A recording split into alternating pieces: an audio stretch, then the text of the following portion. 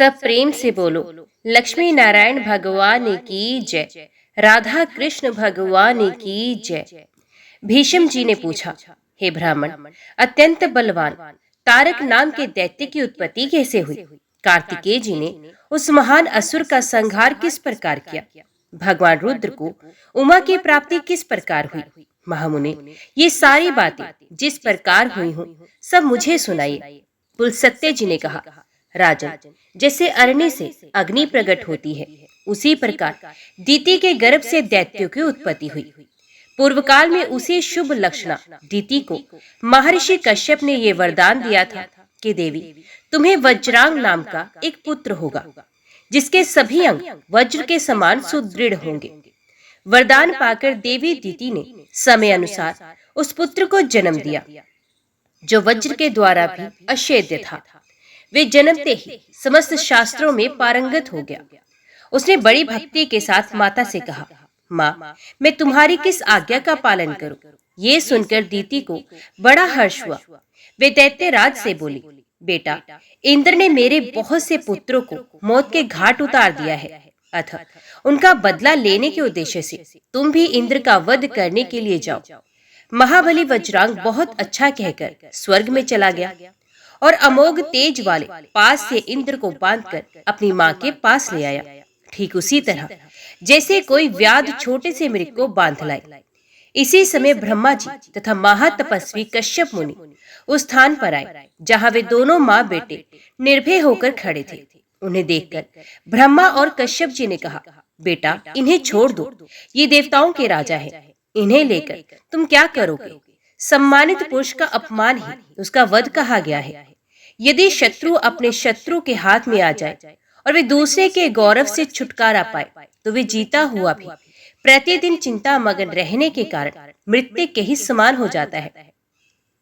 ये सुनकर वज्रांग ने ब्रह्मा जी और कश्यप जी के चरणों में प्रणाम करते हुए कहा, मुझे इंद्र को बांधने से कोई मतलब नहीं, मैंने तो अपनी माता की आज्ञा का पालन किया है। हे देव, आप देवता और असुरों के भी स्वामी तथा मेरे माननीय परपितामह हैं, अतएव आपकी आज्ञा का पालन अवश्य करूंगा। ये लीजिए, मैंने इंद्र को मुक्त किया, मेरा मन तपस्या में लगता है, अतः मेरी तपस्या ही निर्विघ्न पूरी हो, ये आशीर्वाद प्रदान कीजिए। ब्रह्मा जी बोले, वत्स, तुम मेरी आज्ञा के अधीन रहकर तपस्या करो, तुम्हारे ऊपर कोई आपत्ति नहीं आ सकती। तुम अपने शुद्ध भाव से जन्म का फल प्राप्त कर चुके हो। ये कहकर ब्रह्मा जी ने बड़े बड़े नेत्रों वाली एक कन्या उत्पन्न की और उसे वज्रांग को पत्नी के रूप में स्वीकार करवाया। उस कन्या का नाम वरांगी बताकर ब्रह्मा जी वहां से चले गए और वज्रांग उसे साथ लेकर तपस्या के लिए वन में चला गया। उस दैत्यराज के नेत्र कमल पत्र के समान विशाल एवं सुंदर थे। उसकी बुद्धि शुद्ध थी तथा वे महान तपस्वी था। उसने 1000 वर्षों तक बाहें ऊपर उठाए खड़े होकर तपस्या की। तदंतर उसने 1000 वर्षों तक पानी के भीतर निवास किया। जल के भीतर प्रवेश कर जाने पर उसकी पत्नी वरांगी, जो बड़ी पतिव्रता थी, उसी सरोवर के तट पर चुपचाप बैठी रही और बिना कुछ खाए पिए घोर तपस्या में प्रवृत्त हो गई। उसके शरीर में महान तेज था। इसी बीच में 1000 वर्षों का समय पूरा हो गया। तब ब्रह्मा जी प्रसन्न होकर उसे जलाशय के तट पर आए और वज्रांग से इस प्रकार बोले, दीति नंदन, उठो, मैं तुम्हारी सारी मनोकामनाएं पूरी करूंगा।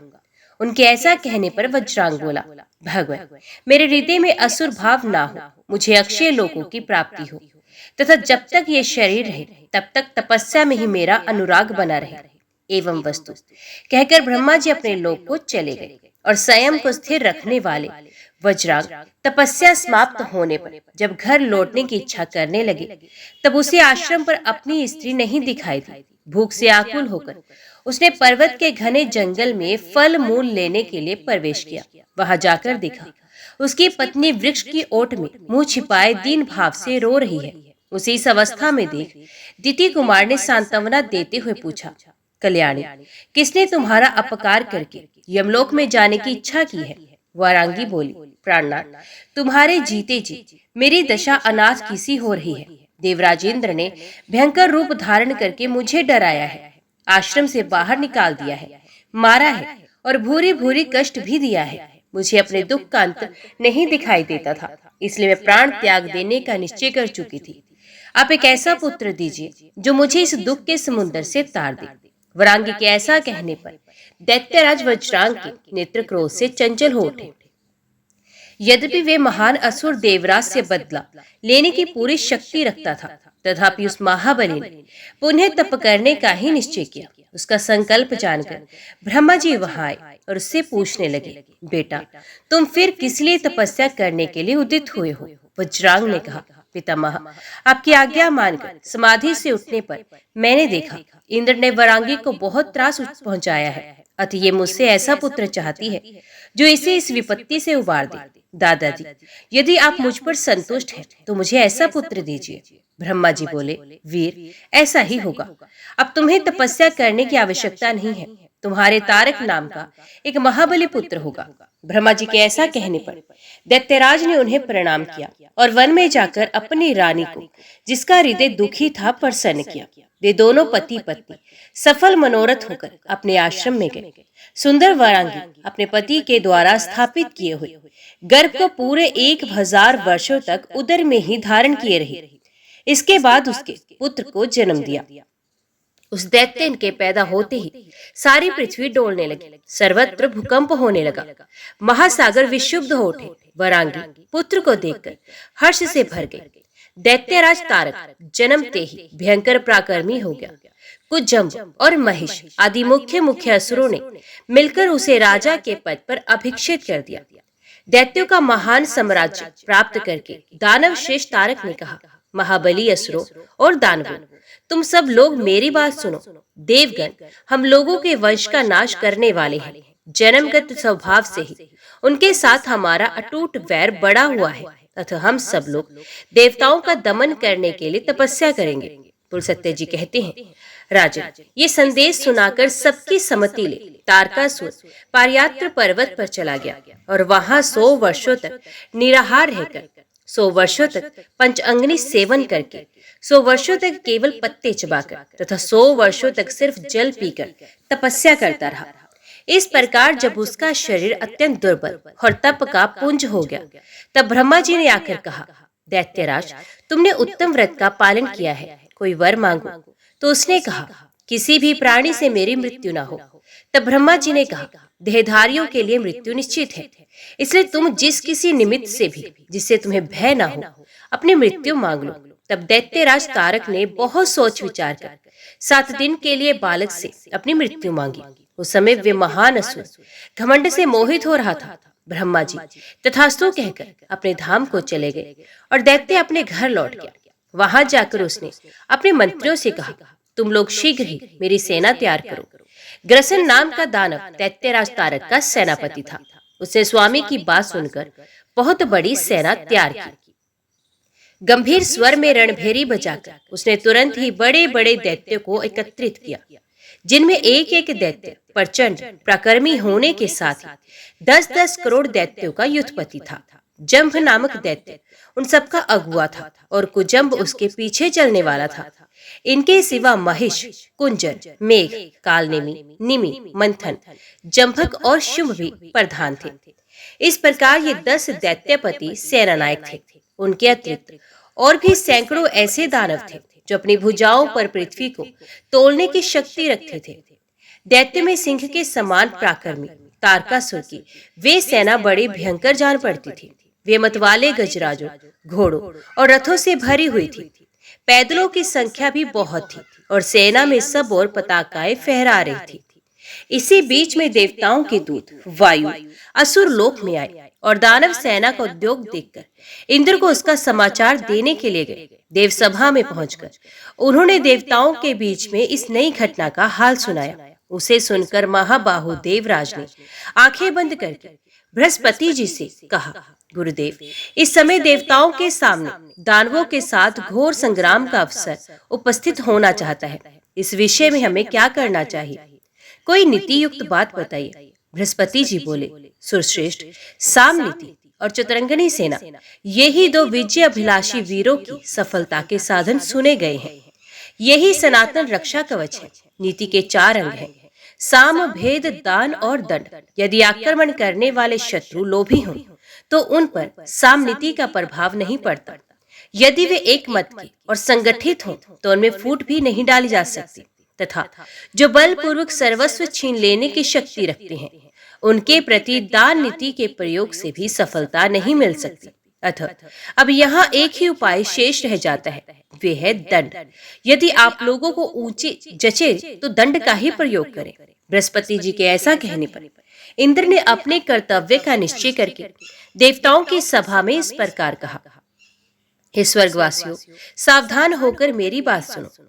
इस समय युद्ध के लिए उद्योग करना ही उचित है, अतः मेरी सेना तैयार की जाए। यमराज को सेनापति बनाकर संपूर्ण देवता शीघ्र ही संग्राम के लिए निकले। ये सुनकर प्रधान देवता कवच बांधकर तैयार हो गए। मातली ने देवराज का दुर्जय रथ जोड़कर खड़ा कर दिया। यमराज भैंसे पर सवार हो सेना के आगे खड़े हुए। वे अपने प्रचंड किंकरों द्वारा सब ओर से घिरे हुए थे। अग्नि, वायु, वरुण, कुबेर, चंद्रमा तथा आदित्य सब लोग युद्ध के लिए उपस्थित हुए। देवताओं की वे सेना तीनों लोगों के लिए दुर्जय थी। उसमें 33 करोड़ देवता एकत्रित थे। तदंतर युद्ध आरंभ हुआ। अश्विनी कुमार, मृदगण, साध्यगण, इंद्र, यक्ष और गंधर्व ये सभी महाबली एक साथ मिलकर दैत्यराज तारक पर प्रहार करने लगे। उन सबके हाथों में नाना प्रकार के दिव्यास्त्र थे, परंतु तारकासुर का शरीर वज्र एवं पर्वत के समान सुदृढ़ था। देवताओं के हथियार उस पर काम नहीं करते थे, उन्हें प्रहार करते थे। दानवराज तारक रथ से कूद पड़ा और करोड़ों देवताओं को उसने अपने हाथ के पृष्ठभाग से ही मार गिराया। ये देख देवताओं की बची खुची सेना भयभीत हो गई और युद्ध की सामग्री वहीं छोड़कर चारों दिशाओं में भाग गई। ऐसी परिस्थिति में पड़ जाने पर देवताओं के हृदय में बड़ा दुख हुआ और वे जगत गुरु ब्रह्मा जी की शरण में जाकर सुंदर अक्षरों से वाक्यों द्वारा उनकी स्तुति करने लगे। देवता बोले, सत्वमूर्ति, आप प्रणव रूप हैं। अनंत भेदों से युक्त जो ये विश्व है उसके अंकुर आदि की उत्पत्ति के लिए आप सबसे पहले ब्रह्मा रूप में प्रकट हुए हैं। तदंतर इस जगत की रक्षा के लिए सत्वगुण के मूलभूत विष्णु रूप से स्थित हुए हैं। इसके बाद इसके संहार की इच्छा से आपने रुद्र रूप धारण किया। इस प्रकार एक होकर भी त्रिविध रूप धारण करने वाले अब परमात्मा को नमस्कार है। जगत में जितने भी स्थूल पदार्थ हैं उन सबके आदि कारण भी आप ही हैं। अतः आपने अपनी ही महिमा से सोच विचार कर हम देवताओं का नाम निर्देश किया है। साथ ही इस ब्रह्मांड के दो भाग करके उधर्व लोकों को आकाश में तथा अधोमो लोकों को पृथ्वी पर उसके भीतर स्थापित किया है। इससे हमें ये जान पड़ता है कि विश्व का सारा अवकाश आपने ही बनाया है। आप देह के भीतर रहने वाले अंतर्यामी पुरुष हैं। आपके शरीर से देवताओं का प्राकट्य हुआ है। आकाश आपका मस्तक, चंद्रमा और सूर्य नित्य, सर्पों का समुदाय केश और दिशाएं कानों के क्षेत्र हैं। यज्ञ आपका शरीर, नदियां संधि स्थान, पृथ्वी चरण और समुद्र उदर है। भगवत, आप भक्तों को शरण देने वाले, आपत्ति से बचाने वाले तथा उनकी रक्षा करने वाले हैं। आप सबके ध्यान के विषय हैं। आपके स्वरूप का कोई अंत नहीं है। देवताओं की इस प्रकार स्तुति करने पर ब्रह्मा जी बहुत प्रसन्न हुए। उन्होंने बाएं हाथ से वर्ध मुद्रा का प्रदर्शन करते हुए देवताओं से कहा, देवगण, तुम्हारा तेज किसने छीन लिया है? तुम आज ऐसे हो रहे हो मानो तुम्हें अब कुछ भी करने की शक्ति नहीं। तुम्हारी कांति किसने हर ली? ब्रह्मा जी की इस प्रकार पूछने पर देवताओं ने वायु को उत्तर देने के लिए कहा। उनसे प्रेरित होकर वायु ने कहा, भगवत, आप चराचर जगत की सारी बातें जानते हैं। आपसे क्या छिपा है? सैकड़ों दैत्यों ने मिलकर इंद्र आदि बलिष्ठ देवताओं को भी बलपूर्वक परास्त कर दिया है। आपके आदेश से स्वर्गलोक सदा ही यज्ञ भोगी देवताओं के अधिकार में रहता आया है। परंतु इस समय तारकासुर ने देवताओं का सारा विमान समूह छीनकर उसे दुर्लभ कर दिया है। देवताओं के निवास स्थान जिस मेरु पर्वत को आपने संपूर्ण पर्वतों का राजा मानकर उसे सब प्रकार के गुणों में बढ़ा चढ़ा यज्ञों से विभूषित था, आकाश में भी ग्रहों और नक्षत्रों की गति का सीमा प्रदेश बना रखा था, उसी को उस दानव ने अपने निवास और विहार के लिए उपयोगी बनाने के उद्देश्य से परिष्कृत किया है। उसके शिखरों में आवश्यक परिवर्तन और सुधार किया है। इस प्रकार उसकी सारी उदारता मैंने आपको बता दी है, अब आप ही हमारी गति हैं। यूं कहकर वायु देवता चुप हो गए। तब ब्रह्मा जी ने कहा, देवताओं, तारक नाम का दैत्य देवता और असुर सबके लिए अवध्य है, जिसके द्वारा उसका वध हो सकता है। ये पुरुष अभी तक त्रिलोकी में पैदा ही नहीं हुआ। तारकासुर तपस्या कर रहा है। उस समय मैंने वरदान दे दिया था, उसे अनुकूल बनाया और इस तपस्या से रोका। उस दैत्य ने 7 दिन के बालक से अपनी मृत्यु होने का वरदान मांगा है। 7 दिन का वही बालक उसे मार सकता है जो भगवान शंकर के वीर्य से उत्पन्न हुआ हो। हिमालय की कन्या जो उमा देवी होगी, उसके गर्भ से उत्पन्न पुत्र अरण्य से प्रकट होने वाले अग्नि देव की भांति तेजस्वी होगा। अतः भगवान शंकर के अंश से उमा देवी जिस पुत्र को जन्म देंगी, उसका सामना करने पर तारकासुर नष्ट हो जाएगा। ब्रह्मा जी के ऐसा कहने पर देवता उन्हें प्रणाम करके अपने अपने स्थान को चले गए। तदंतर जगत को शांत प्रदान करने वाली गिरिराज हिमालय की पत्नी मेना ने परम सुंदर ब्रह्म मुहूर्त में एक कन्या को जन्म दिया। उसके जन्म लेते ही समस्त लोकों में निवास करने वाले स्थावर जंगम सभी प्राणी सुखी हो गए। आकाश में भगवान श्री विष्णु, ब्रह्मा, इंद्र, वायु और अग्नि आदि हजारों देवता विमानों पर बैठकर हिमालय पर्वत के ऊपर फूलों की वर्षा करने लगे। गंधर्व गाने लगे। उस समय संसार में हिमालय पर्वत समस्त चराचर भूतों के लिए सेव्य तथा आश्रय लेने के योग्य हो गया। सब लोग वहां निवास और वहां की यात्रा करने लगे। उत्सव का आनंद ले देवता अपने अपने स्थान को चले गए। गिरिराज कुमारी उमा को रूप, सौभाग्य और ज्ञान आदि गुणों ने विभूषित किया। इस प्रकार वे तीनों लोकों में सबसे अधिक सुंदरी और समस्त लक्षणों से संपन्न थी। इसी बीच में कार्य साधन परायण देवराज इंद्र ने देवताओं द्वारा सम्मानित देवऋषि नारद का स्मरण किया। इंद्र का अभिप्राय जानकर देवऋषि नारद बड़ी प्रसन्नता के साथ उनके भवन में आए। उन्हें देखकर इंद्र सिंहासन से उठ खड़े हुए और यथा योग्य पादमादि के द्वारा उन्होंने नारद जी का पूजन किया। फिर नारद जी ने जब उनकी कुशल पूछी तो इंद्र ने कहा, मुने, त्रिभुवन में हमारी कुशल का अंकुर तो जम चुका है। अब उसमें फल लगने का साधन उपस्थित करने के लिए मैंने आपको याद किया है। ये सारी बातें आप जानते ही हैं, फिर भी आपने प्रश्न किया है, इसलिए मैं बता रहा हूँ। आपने सुहृदों के निकट अपना प्रयोजन बताकर प्रत्येक पुरुष बड़ी शांति का अनुभव करता है। जिस प्रकार भी पार्वती देवी का पिनाकधारी भगवान शंकर के साथ संयोग हो, उसके लिए हमारे पक्ष के सब लोगों को शीघ्र उद्योग करना चाहिए। इंद्र से उनका सारा कार्य समझ लेने के पश्चात नारद जी उनसे विदा लेकर और शीघ्र ही गिरिराज हिमालय के भवन के लिए प्रस्थान कर गए। गिरिराज के द्वार पर जो विचित्र बेंत की लताओं से हरा भरा था, पहुंचने पर हिमवान ने पहले ही बाहर निकलकर मुनि को प्रणाम किया। उनका भवन पृथ्वी का भूषण था। उसमें प्रवेश करके अनुपम कांति वाले मुनिवर नारद जी एक बहुमूल्य आसन पर विराजमान हुए। फिर हिमवान ने उन्हें यथा योग्य अर्घ्य, पाद्य आदि निवेदन किया और बड़ी मधुर वाणी में नारद जी के तप की कुशल पूछी। उस समय गिरिराज का मुख कमल प्रफुल्लित हो रहा था। मुनि ने भी गिरिराज की कुशल पूछते हुए कहा, पर्वतराज, तुम्हारा कलेवर अद्भुत है। तुम्हारा स्थान धर्म अनुष्ठान के लिए बहुत ही उपयोगी है। तुम्हारी कंदराओं का विस्तार विशाल है।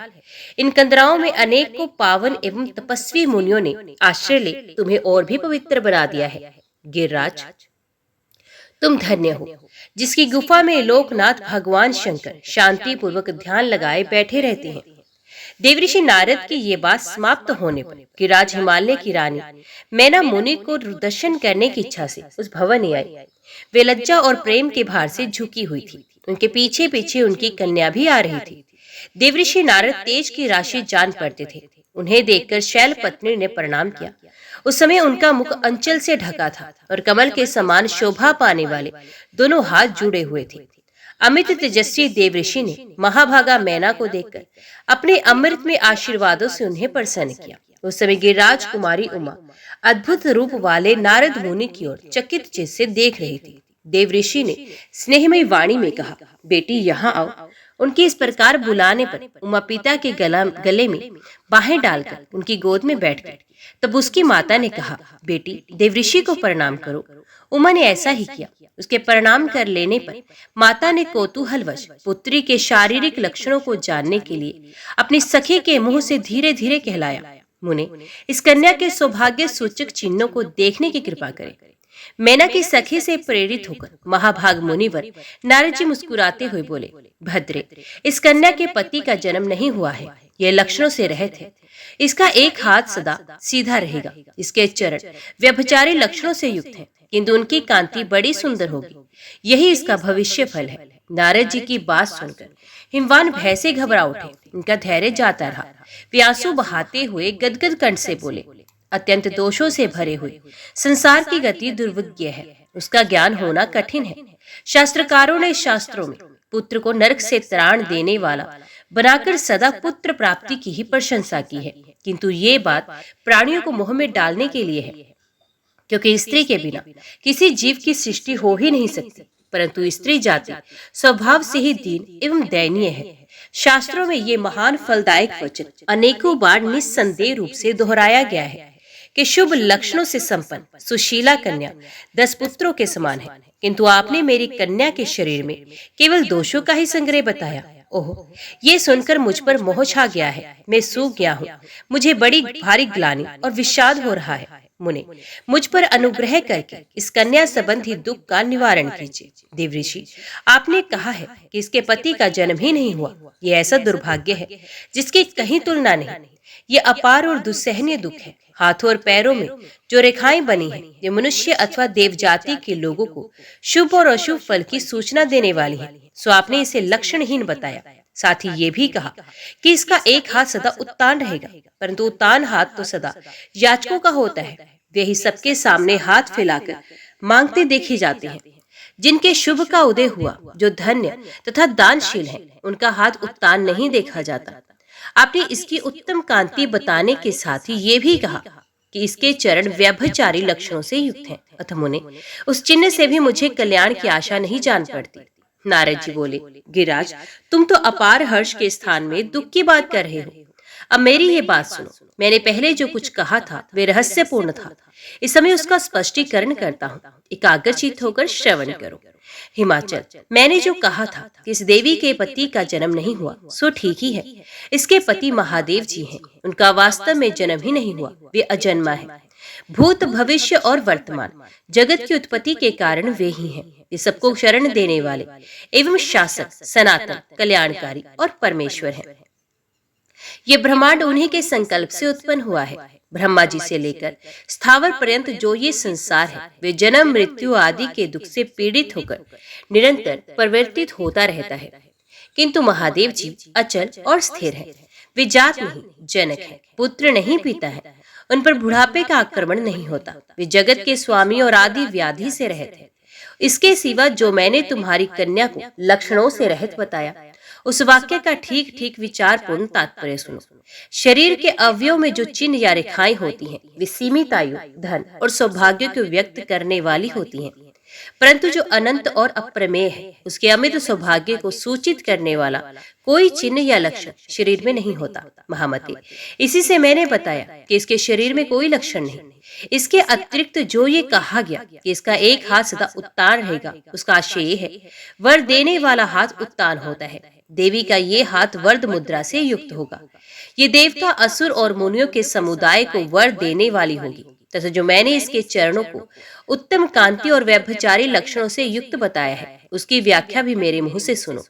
गिरिश्रेष्ठ, इस कन्या के चरण कमल के समान अरुण रंग के हैं। इन पर नखों की उज्जवल कांति पड़ने से स्वच्छता, श्वेत कांति आ गई है। देवता और असुर अब इसे प्रणाम करेंगे। तब इनके किरीट में जड़ी हुई मणियों की कांति इसके चरणों में प्रतिबिंबित होंगी। उस समय ये चरण अपना स्वाभाविक रंग छोड़कर विचित्र रंग के दिखाई देंगे। उनके इस परिवर्तन और विचित्रता को ही व्यभिचार कहा गया है। तुम्हें कोई विपरीतांशंका का अनुभव नहीं करना चाहिए। महीधर ये जगत का भरण पोषण करने वाले ऋषभ ध्वज महादेव जी की पत्नी है। ये संपूर्ण लोगों की जननी तथा भूतों को उत्पन्न करने वाली है। इसकी कांति परम पवित्र है। ये साक्षात शिवा है और तुम्हारे कुल को पवित्र करने के लिए ही इसने तुम्हारे पत्नी के गर्भ से जन्म लिया है। अतः जिस प्रकार ये शीघ्र ही पिनाकधारी भगवान शंकर का संयोग प्राप्त करे, उसी उपाय का तुम्हें विधि पूर्वक अनुष्ठान करना चाहिए। ऐसा करने से देवताओं का एक महान कार्य सिद्ध होगा। राजन, नारद जी के मुंह से ये सारी बातें सुनकर मेना के स्वामी गिरिराज हिमालय ने अपना नया जन्म हुआ माना। वे अत्यंत हर्ष में भरकर बोले, प्रभु, आपने घोर और दुस्तर नरक से मेरा उद्धार कर दिया। मुने, आप जैसे संतों का दर्शन निश्चय ही अमोघ फल देने वाला होता है। इसलिए इस कार्य में मेरी कन्या के विवाह के संबंध में आप समय समय पर योग्य आदेश देते रहें, जिससे ये कार्य निर्विघ्नता पूर्वक संपन्न हो सके। गिरिराज के ऐसा कहने पर नारद जी हर्ष में भरकर बोले, शैलराज, सारा कार्य सिद्ध ही समझो। ऐसा करने से ही देवताओं का भी कार्य होगा और इसी में तुम्हारा भी महान लाभ है। यूं कहकर नारद जी देवलोक में जाकर इंद्र से मिले और बोले, देवराज, आपने मुझे जो कार्य सौंपा था उसे तो मैंने कर ही दिया, किंतु अब कामदेव के बाणों से सिद्ध होने योग्य कोई कार्य उपस्थित हुआ है। कार्यदर्शी नारद मुनि के प्रकार कहने पर देवराजेंद्र ने आम की मंजरी को ही अस्त्र के रूप में प्रयोग करने वाले कामदेव का स्मरण किया। उसे सामने प्रकट हुआ देख इंद्र ने कहा, रतिवल्लभ, तुम्हें बहुत उपदेश देने की क्या आवश्यकता। तुम तो संकल्प से ही उत्पन्न हुए हो, इसलिए संपूर्ण प्राणियों के मन की बात को जानते हो। स्वर्गवासियों का प्रिय कार्य करो। मनोभव, गिरिराज कुमारी उमा के साथ भगवान शंकर का शीघ्र संयोग कराओ। इस मधुमास चैत्र को भी साथ लेते जाओ तथा अपनी पत्नी रति से भी सहायता लो। कामदेव बोला, देव, ये सामग्री मुनियों और दानवों के लिए तो बड़ी भयंकर है, किंतु इससे भगवान शंकर वश में करना कठिन है। इंद्र ने कहा, रतिकांत, तुम्हारी शक्ति को मैं जानता हूँ। तुम्हारे द्वारा इस कार्य के सिद्ध होने में तनिक भी संदेह नहीं। इंद्र के ऐसा कहने पर कामदेव अपने सखा मधुमास को लेकर रति के साथ तुरंत ही हिमालय के शिखर पर गया। वहां पहुंचकर उसने कार्य के उपाय का विचार करते हुए सोचा कि महात्मा पुरुष निष्कंप अविचल होते हैं। उनके मन को वश में करना अत्यंत दुष्कर कार्य है। उसे पहले ही शुद्ध करके उसके ऊपर विजय पाई जाती है। पहले मन का संशोधन कर लेने पर प्राय सिद्धि प्राप्त होती है। मैं महादेव जी के अंतकरण में प्रवेश करके इंद्रिय समुदाय को व्याप्त कर रमणीय साधनों के द्वारा अपना कार्य सिद्ध करूंगा। ये सोचकर कामदेव भगवान भूतनाथ के आश्रम पर गया। ये आश्रम पृथ्वी का सारभूत स्थान जान पड़ता था। वहां की वेदी देवदारों के वृक्ष से सुशोभित हो रही थी। कामदेव ने, जिसका अंत काल समीप आता जा रहा था, धीरे धीरे आगे बढ़कर देखा। भगवान शंकर ध्यान लगाए बैठे हैं। उनके अधखुले नेत्र अर्ध विकसित कमल दल के समान शोभा पा रहे हैं। उनकी दृष्टि सीधी एवं नासिका के अग्रभाग पर लगी हुई है। शरीर पर उत्तरे के रूप में अत्यंत रमणीय व्याघ्र चरम लटक रहा है। कानों में धारण किए हुए सर्पों के फनों से निकली हुई फुफकार की आंच से उनका मुख पिंगल वर्ण का हो गया है। हवा से हिलती हुई लंबी लंबी जटाएं उनके कपोल प्रांत का चुंबन कर रही हैं। वासुकी नाग का यज्ञोपवीत धारण करने से उनकी नाभि के मूल भाग में वासुकी का मुख और पूंछ सटे हुए दिखाई देते हैं। वे अंजलि बांधे ब्रह्म के चिंतन में स्थिर हो रहे हैं और सर्पों के आभूषण धारण किए हैं। तदंतर वृक्ष की शाखा से भ्रमर की भांति झंकार करते हुए कामदेव ने भगवान शंकर के कान में होकर हृदय में प्रवेश किया। काम का आधारभूत वे मधुर झंकार सुनकर शंकर जी के मन में रमण की इच्छा जागृत हुई और उन्होंने अपने प्राण वल्लभा दक्ष कुमारी सती का स्मरण किया। तब स्मरण पथ में आई हुई सती उनकी निर्मल समाधि भावना को धीरे धीरे लुप्त करके स्वयं ही लक्ष्य साधन में आ गया और उन्हें प्रत्यक्ष रूप में उपस्थित सी जान पड़ी। फिर तो भगवान शिव उनकी सुध में तन्मय हो गए। इस आकस्मिक विघन ने उनके अंतकरण को आवृत कर लिया। देवताओं के अधीश्वर शिव क्षण भर के लिए काम जनित विकार को प्राप्त हो गए, किंतु ये अवस्था अधिक देर तक न रही। कामदेव का कुचक्र समझकर उनके हृदय में कुछ क्रोध का संचार हुआ। उन्होंने धैर्य का आश्रय लेकर कामदेव के प्रभाव को दूर किया और स्वयं योगमाया से आवृत होकर दृढ़ता पूर्वक समाधि में स्थित हो गए। उस योगमाया से आविष्ट होने पर कामदेव जलने लगा। अतः वासनामय व्यसन का रूप धारण करके उनके हृदय से बाहर निकल आया। बाहर आकर वे एक स्थान पर खड़ा हुआ। उस समय उसकी सहायता का रति और सखा वसंत दोनों ने भी उसका अनुसरण किया। फिर मदन ने आम के मोर का मनोहर गुच्छ लेकर उसमें मोहनास्त्र का आधान किया और उसे अपने पुष्पमय धनुष पर रखकर तुरंत ही महादेव जी की छाती में मारा। इंद्रियों के समुदाय रूप हृदय के बिध जाने पर भगवान शिव ने कामदेव की ओर दृष्टिपात किया। फिर तो उनका मुख क्रोध के आवेग से निकलते हुए घोर हुंकार के कारण अत्यंत भयानक हो गया। उनके तीसरे नेत्र आग की ज्वाला पर ज्वलित हो गए। रौद्र शरीरधारी भगवान रुद्र का वे नेत्र ऐसा भयंकर दिखाई देने लगा मानो संसार का संहार करने के लिए ही खुला हो। मदन पास ही खड़ा था। महादेव जी ने उस नेत्र को फैलाकर मदन को ही उसका लक्ष्य बनाया। देवता लोग त्राही त्राही कहकर चिल्लाते ही रह गए और मदन उस नेत्र से निकली हुई चिंगारियों में पड़कर भस्म हो गया। कामदेव को दग्ध करके वे आगे समस्त जगत को जलाने के लिए बढ़ने लगी। ये जानकर भगवान शिव ने उस कामअग्नि को आम के वृक्ष, वसंत, चंद्रमा, पुष्प समूह, भ्रमर तथा कोयल के मुख में बांट दिया। महादेव जी बाहर और भीतर भी कामदेव के बाणों से विद्ध थे। इसलिए उपयुक्त स्थानों में उस अग्नि का विभाग करके वे उनमें से प्रत्येक को प्रज्वलित कामअग्नि के ही रूप में देखने लगे। वे कामअग्नि संपूर्ण लोकों को क्षोभ में डालने वाली है। उसके प्रसार को रोकना कठिन होता है।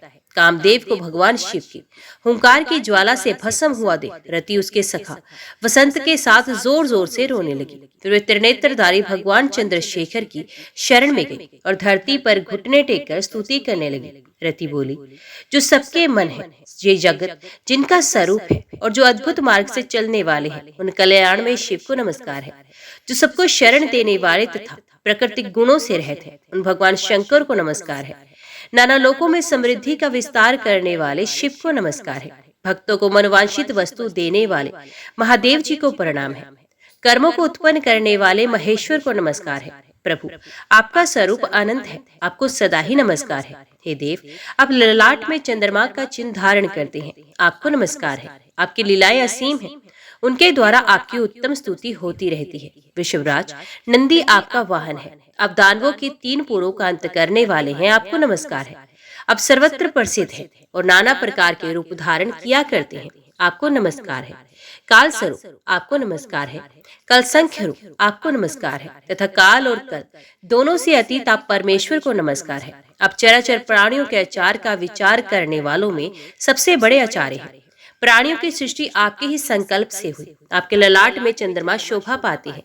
मैं अपने प्रियतम की प्राप्ति के लिए सहसा अब महेश्वर की शरण में आई हूँ। भगवान, मेरी कामना को पूर्ण करने वाले और यश को बढ़ाने वाले मेरे पति को मुझे दे दीजिए। मैं उनके बिना जीवित नहीं रह सकती। पुरुषेश्वर, प्रिया के लिए प्रियतम ही नित्य सेव्य है, उससे बढ़कर संसार में दूसरा कौन है। आप सबके प्रभु, प्रभावशाली तथा प्रिय वस्तु की उत्पत्ति के कारण है। आप इस भुवन के स्वामी और रक्षक हैं। आप परम दयालु और भक्तों का भय दूर करने वाले हैं।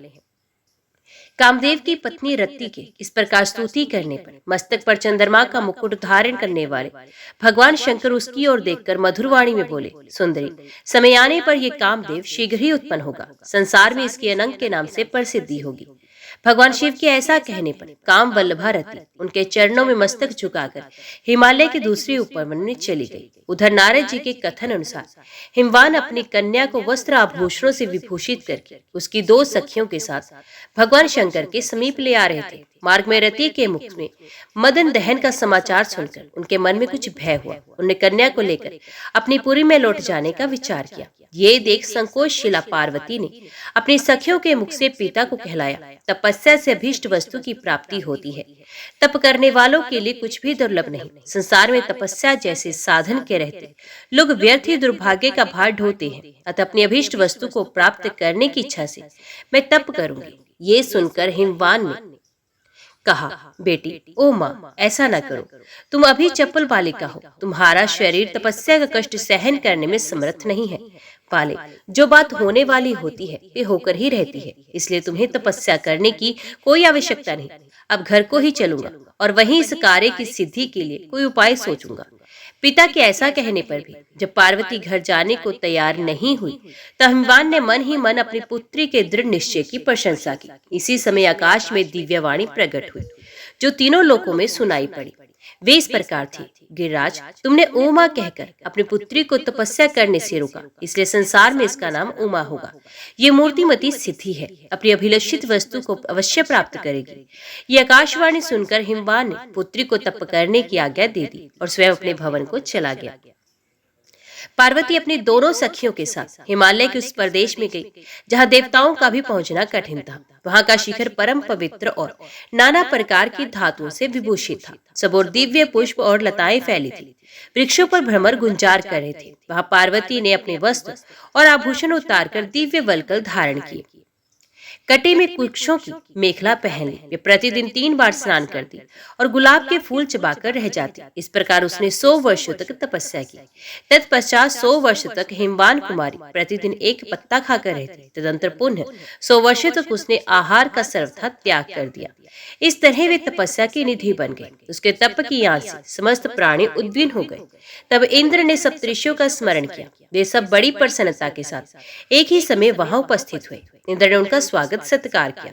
इसके बाद उन्होंने अपने बुलाए जाने का प्रयोजन पूछा। तब इंद्र ने कहा, महात्माओं, आप लोगों के आवाहन का प्रयोजन सुनिए। हिमालय पर पार्वती देवी घोर तपस्या कर रही हैं। आप लोग संसार के हित के लिए शीघ्रता पूर्वक वहां जाकर उन्हें अभिमत वस्तु की प्राप्ति का विश्वास दिलाइए। तपस्या बंद करा दीजिए। बहुत अच्छा कहकर सप्तऋषि गण सिद्ध सेवित के शैल पर आए और पार्वती देवी से मधुर वाणी में बोले, बेटी, तुम किस उद्देश्य से यहाँ तप कर रही हो? पार्वती देवी ने मुनियों के गौरव का ध्यान रखकर आदर पूर्वक कहा, महात्माओं, आप लोग समस्त प्राणियों के मनोरथ को जानते हैं। प्राय सभी देहधारी ऐसी ही वस्तु की अभिलाषा करते हैं जो अत्यंत दुर्लभ होती है। मैं भगवान शंकर को पति रूप में प्राप्त करने के लिए ये तपस्या कर रही हूँ। ये स्वभाव से ही दूर आराध्य है। देवता और असुर भी जिनके स्वरूप को निश्चित रूप से नहीं जानते, जो परमार्थिक क्रियाओं के एकमात्र आधार है, जिन वितराग महात्मा ने कामदेव को जलाकर भस्म कर दिया, ऐसे महामहिम शिव को मेरी जैसी तुच्छ अबला किस प्रकार आराधना द्वारा प्रसन्न कर सकती है? पार्वती के योग कहने पर मुनि ने उनके मन की दृढ़ता जानने के लिए कहा, बेटी, संसार में 2 तरह का सुख देखा जाता है। एक तो वे है जिसका शरीर से संबंध है, और दूसरा वे जो मन को शांति एवं आनंद प्रदान करने वाला होता है। यदि तुम अपने शरीर के लिए नित्य सुख की इच्छा करती हो, तो तुम्हें घृणित वेश में रहने वाले भूत प्रेतों के संगी महादेव से वे सुख कैसे मिल सकता है? अरे, वे फुफकारते हुए भयंकर भुजंगों को आभूषण रूप में धारण करते हैं, शमशान भूमि में रहते हैं और रौद्र रूपधारी प्रमथ गण सदा उनके साथ लगे रहते हैं। उनसे तो लक्ष्मीपति भगवान श्री विष्णु कहीं अच्छे हैं। वे जगत के पालक हैं। उनके स्वरूप कहीं और शोर नहीं, तथा वे यज्ञ भोगी देवताओं के स्वामी हैं। तुम उन्हें पाने की इच्छा क्यों करती हो? अथवा दूसरे किसी देवता को पाने से भी तुम्हें मानसिक सुख की प्राप्ति हो सकती है। जिस वर को तुम चाहती हो उसके पाने में भी बहुत क्लेश है। यदि कदाचित प्राप्त हो भी गया तो वे निष्फल वृक्ष के समान है, उससे तुम्हें सुख नहीं मिल सकता। उन श्रेष्ठ मुनियों के ऐसा कहने पर पार्वती देवी कुपित हो गई। उनके ओठ फड़कने लगे और वे क्रोध से लाल आंखें करके बोली, महर्षियों, दुराग्रही के लिए कौन सी नीति? जिनकी समझ उल्टी है उन्हें आज तक किसी ने राह पर लगाया है। मुझे ऐसे ही जानिए, अतः मेरे विषय में अधिक विचार करने की आवश्यकता नहीं। अब सब लोग प्रजापति के समान हैं, सब कुछ देखने और समझने वाले हैं। फिर भी ये निश्चय है कि आप उन जगत प्रभु सनातन देव भगवान शंकर को नहीं जानते। ये अजन्मा ईश्वर और अव्यक्त हैं। उनकी महिमा का मापतोल नहीं है। उनके अलौकिक कर्मों का उत्तम रहस्य समझना तो दूर रहा, उनके स्वरूप का बोध भी आवृत है। श्री विष्णु और ब्रह्मा आदि देवेश्वर भी उन्हें यथार्थ रूप से नहीं जानते। ब्रह्म ऋषियों, उनका आत्म वैभव समस्त भुवनों में फैला हुआ है, संपूर्ण प्राणियों के सामने प्रकट है। क्या उसे भी आप लोग नहीं जानते? बताइए तो, ये आकाश किसका स्वरूप है? ये अग्नि, ये वायु किसकी मूर्ति है? पृथ्वी और जल किसके विग्रह हैं? तथा ये चंद्रमा और सूर्य किसके नेत्र हैं? पार्वती देवी की बात सुनकर सप्तऋषिगण वहां से उस स्थान पर गए जहाँ भगवान शिव विराजमान थे। उन्होंने भक्ति पूर्वक नमस्कार करके भगवान से कहा, स्वर्ग के अधीश्वर महादेव, आप दयालु देवता हैं। गिरिराज हिमालय की पुत्री आपके लिए तपस्या कर रही है। हम लोग उसका मनोरथ जानकर आपके पास आए हैं। आप योग, माया, महिमा और गुणों के आश्रय हैं। आपको अपने निर्मल ऐश्वर्य पर गर्व नहीं है। शरीरधारियों में हम लोग अधिक पुण्यवान हैं, जो कैसे महिमाशाली आपका दर्शन कर रहे हैं।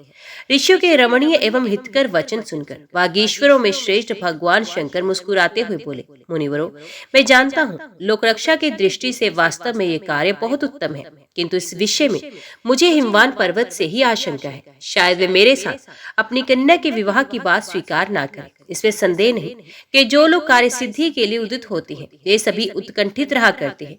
उत्कंठा होने पर बड़े बड़े महात्माओं के चित्त में भी उतावली पड़ जाती है। तथापि विशिष्ट व्यक्तियों को लोक मर्यादा का अनुसरण करना ही चाहिए, क्योंकि इससे धर्म की वृद्धि होती है और परवर्ती लोगों के लिए भी आदर्श उपस्थित होता है। भगवान के ऐसा कहने पर सप्तऋषिगण तुरंत हिमालय के भवन गए। वहां हिमान ने बड़े आदर के साथ उनका पूजन किया। उसने प्रसन्न होकर वे मुनि श्रेष्ठ उतावली के कारण संक्षेप में बोले, गिरिराज, तुम्हारी पुत्री के लिए साक्षात पिनाकधारी भगवान शंकर तुमसे याचना करते हैं, अतः तुम अपनी पुत्री भगवान शंकर को समर्पित करके अपने को पावन बनाओ। ये देवताओं का कार्य है, जगत का उद्धार करने के लिए उद्योग किया जा रहा है। उनके ऐसा कहने पर हिमवान आनंद विभोर हो गए। तब वे हिमवान को साथ ले पार्वती के आश्रम पर गए। उमा तपस्या के कारण तेजोमयी दिखाई दे रही थी। उसने अपने तेज से सूर्य और अग्नि की ज्वाला को भी परास्त कर दिया था। मुनियों ने जब स्नेहपूर्वक उसका मनोगत भाव पूछा तो सम्मानी ने ये सारभर्भित वचन कहा, मैं पिनाकधारी भगवान रुद्र के सिवा दूसरे किसी को नहीं चाहती। यही छोटे बड़े सब प्राणियों में आत्मा रूप से स्थित है। यही सबको समृद्धि प्रदान करने वाले हैं। धीरता और ऐश्वर्य आदि गुण उन्हीं से शोभा पाते हैं। वे तुलना रहित है, महान प्रमाण है। उनके सिवा दूसरी कोई वस्तु है ही नहीं। ये सारा जगत उन्हीं से उत्पन्न होता है, जिनका ऐश्वर्य आदि अंत से रहते हैं। उन्हीं भगवान शंकर की शरण में मैं आई हूँ। पार्वती देवी की ये वचन सुनकर वे मुनि श्रेष्ठ बहुत प्रसन्न हुए। उनके नेत्रों में आनंद के आंसू उमड़ आए और उन्होंने तपस्विनी गिरिजा की प्रशंसा करते हुए मधुरवाणी में कहा, अहो, बड़ी अद्भुत बात है बेटी, तुम निर्मल ज्ञान की मूर्ति सी जान पड़ती हो और श्री शंकर जी में दृढ़ अनुराग रखने के कारण हमारे अंतकरण को अत्यंत प्रसन्न कर रही हो। हम भगवान शिव के अद्भुत ऐश्वर्य को जानते हैं। केवल तुम्हारे निश्चय की दृढ़ता जानने के लिए यहाँ आए थे। अब तुम्हारी ये कामना शीघ्र ही पूरी होगी। अपने इस मनोहर रूप को तपस्या की आग में ना जलाओ। कल प्रातः काल भगवान शंकर स्वयं आकर तुम्हारा पानी ग्रहण करेंगे। हम लोग पहले आकर तुम्हारे पिताजी से भी प्रार्थना कर चुके हैं। अब तो अपने पिता के साथ घर जाओ, हम भी अपने आश्रम को जाते हैं। उनके इस प्रकार कहने पर पार्वती ये सोचकर कि तपस्या का यथार्थ फल प्राप्त हो गया है, तुरंत ही पिता के शोभा संपन्न दिव्य भवन में चले गए। वहां जाने पर गिरिजा के हृदय में भगवान शंकर के दर्शन की प्रबल उत्कंठा जागृत हुई। अतः उसे वे रात 1000 वर्षों के समान जान पड़ी। तदंतर ब्रह्म मुहूर्त में उठकर सखियों ने पार्वती का मांगलिक कार्य करना आरंभ किया। नाना प्रकार के मंगल विधान यथार्थ रूप से संपन्न किए गए। सब प्रकार की कामनाएं पूर्ण करने वाली ऋतु मूर्तिमान होकर गिरिराज हिमालय की उपासना करने लगे। सुखदायिनी वायु झाड़ने बुहारने के काम में लगी रही। चिंतामणि आदि रत्न, तरह तरह की लताएं तथा कल्पतरु आदि बड़े बड़े वृक्ष भी वहां सब और उपस्थित थे। दिव्य औषधियों के साथ साधारण औषधियां भी दिव्य देह का धारण करके सेवा में संलग्न थी। रस और धातुएं भी वहां दास दासी का काम करती थी। नदियां, समुद्र तथा स्थावर जंगम सभी प्राणी मूर्तिमान होकर हिमवान की महिमा बढ़ा रहे थे। दूसरी ओर निर्मल शरीर वाले देवता, मुनि, नाग, यक्ष, गंधर्व और किन्नरगण श्री शंकर जी के श्रृंगार की सारी सामग्री सजाए गंधमादन पर्वत पर उपस्थित हुए। ब्रह्मा जी ने श्री शंकर जी के जटाजूट में चंद्रमा की कला सजाई।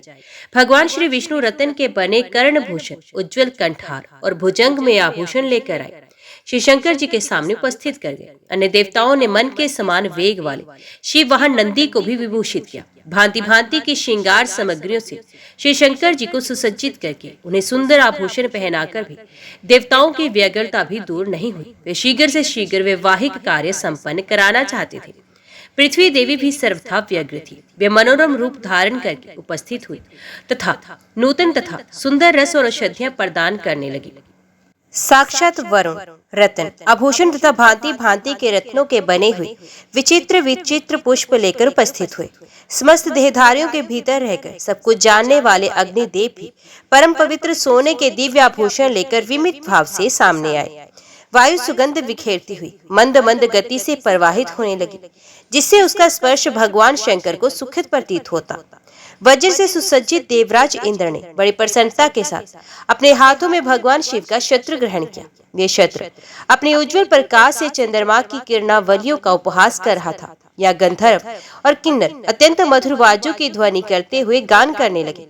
मुहूर्त और ऋचाएं मूर्तिमान होकर गान और नृत्य करने लगे। भगवान शंकर हिमवान के नगर में पहुंचे। उनके चंचल प्रमथगण हिमालय का आलोडन करते हुए वहां स्थित हुए। तत्पश्चात विश्व विधाता ब्रह्मा जी तथा भगवान शंकर विवाह मंडप में विराजमान हुए। शिव ने अपनी पत्नी उमा के साथ शास्त्रोक्त रीति से वैवाहिक कार्य संपन्न किया। गिरिराज ने उन्हें अर्घ्य दिया और देवताओं ने विनोद के द्वारा उन्हें प्रसन्न किया। शिव ने पत्नी के साथ वे रात्रि वहीं व्यतीत की। सवेरे देवताओं के स्तवन करने पर वे उठे और गिरिराज से विदा ली। वायु के समान वेगशाली नंदी पर सवार हो पत्नी सहित मंदराचल को चले गए। उमा के साथ भगवान नील लोहित के चले जाने पर हिमवान का मन कुछ उदास हो गया। क्यों न हो, कन्या की विदाई जो होने पर भला किस पिता का हृदय व्याकुल नहीं होता। ओम नमो भगवते वासुदेवाय नमः। जय श्री राधे कृष्ण। आज की वीडियो में इतना ही। उम्मीद करती हूँ वीडियो आपको पसंद आई होगी। वीडियो पसंद आई हो तो वीडियो को लाइक और चैनल को सब्सक्राइब जरूर कीजिएगा। जय श्री हरि लिखकर कमेंट बॉक्स में अपनी हाजिरी और अपने सुझाव देना ना भूलेगा। तो मिलते हैं अगली कथा अगली वीडियो के साथ। तब तक के लिए देखते व सुनते रहिए। जय मां कंजक, जय माता दी।